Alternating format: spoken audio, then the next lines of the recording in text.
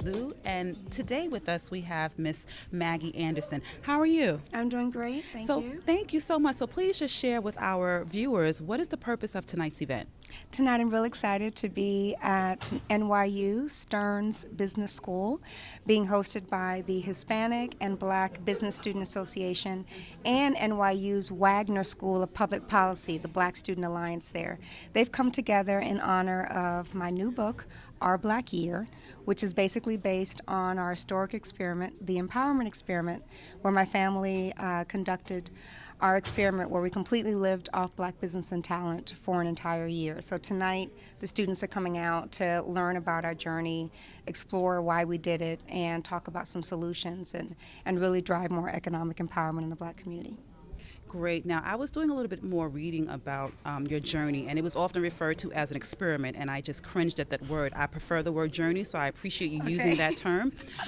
From what I read, your journey initially was quite difficult. Yes. Let us know how that was.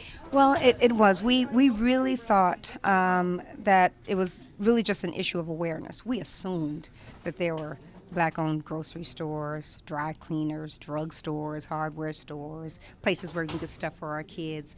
It's just that we weren't doing enough to look for them. Right.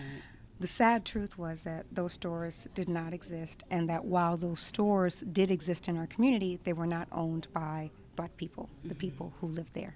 So that was really made the journey hard for us, number one. And number two, it really made us want to turn our stand, if you will, into a movement, because we need to bring those stores back because we used to have them, and we need to take our communities back. That our communities are overrun by business owners who don't invest in the community, don't hire from the community, and treat us with disdain and disrespect. We need to change that. So the empowerment experiment that started off as one family just trying to do their best to give back to their community really became a movement about bringing those business owners back into the community and finding and supporting the quality businesses we already have. Great. So tonight's lecture, what will be your message for tonight? Well, I really want to explain this, especially to the young folks. I mean, people in our generation, they get it, especially in our generation and older, because they remember when we used to have all of that stuff in our community. Right. These kids, they don't remember those times when we had grocery stores and a lot of the businesses in our community were locally owned. So I want to kind of remind them of that time. I want to remind them of that spirit of activism and unity that we used to have. I want to tell them about Tulsa, the Black Wall Streets. I want to tell them how what Rosa Parks did and what we did in Montgomery was an economic exercise. That was an economic boycott.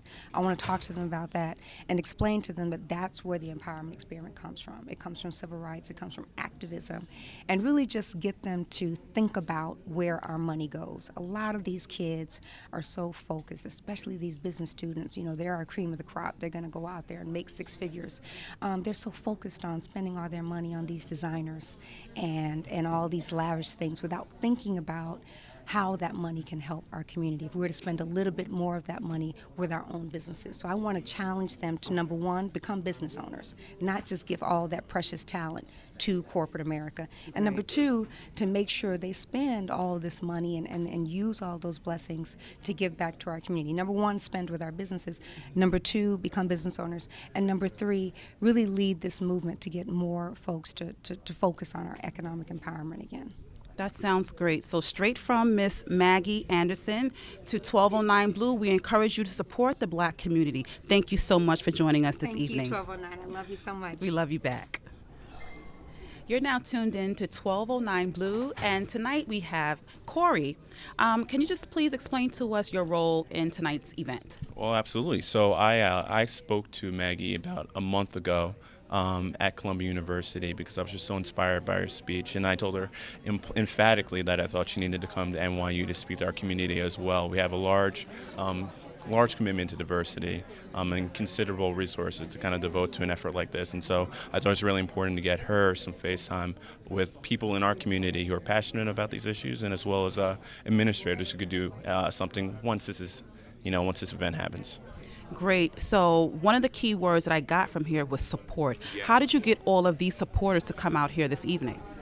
It's really a testament to our community. We are a very supportive community. We try to look out for each other and make sure that we're lifting up all of our passions and interests to a level where it can be actionable in the community, especially the administration. The administration is very, very committed to having conversations like these that deal with pressing issues in our society that may not be spoken about in any other forum. So the administration was central. Great. So here you have another powerful message of supporting our community and supporting a wonderful author who talks about uplifting the community and supporting Black-owned businesses. Thank you so much, Corey, for this interview. Here you have it, live with 1209 Blue. 1209 Blue supports Maggie Anderson all the way. And tonight we have another guest. Can you please tell our listeners your name? I'm Val Charles Pierre. Thank you, Val. And what is your purpose for being here this evening? Actually, just to come out and help Maggie spread the word as far as uplifting the community, giving back, and make sure that African Americans have the opportunity to be upward mobile and keep all the finances within the community like other races. Right. Powerful, powerful. What's next for you in regards to helping Maggie Anderson get this message across? Network. Let all my friends know, spread the word around, spread the message, and by doing that, they'll get their friends to help spread the message as well. So that's the goal. Great. So thank you so much. Once again, wrapping up this evening with 1209 Blue, we have powerful words such as encourage, Black community, and networking. Thank you so much, Val, once again. 1209 Blue. 1209 Blue supports Miss Maggie Anderson in such a phenomenal way that we wanted to get her supporters' viewpoint as well. What's your name? Marie-Claudine. Great. And tell us why you're here tonight. I'm here tonight because I've come to support Maggie. I love her work. I am inspired by how tremendous work as a mother. She's a mother, and then she's doing empowering wonderful job. It's all about empowering women. It's all about empowering young girls, Black people. It's all about empowering and then leadership. So she's a role model of leadership in our community. That's why I come here to NYU to hear her inspiration speech and then also to get her book.